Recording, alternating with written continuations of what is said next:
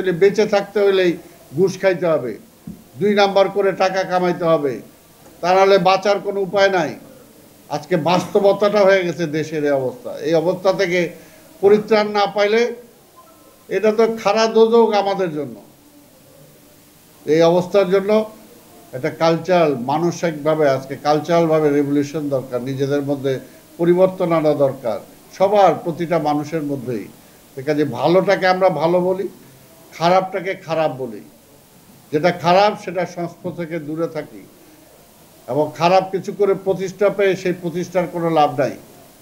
তা আমি আমার বক্তব্য একদিকে ছিল, অন্যদিকে চলে গেলাম, তা আমি আর বক্তব্য দীর্ঘায়িত করতে চাই না। আজকে আপনারা যারা এই আয়োজন করেছেন আপনাদেরকে আমি ধন্যবাদ জানাই।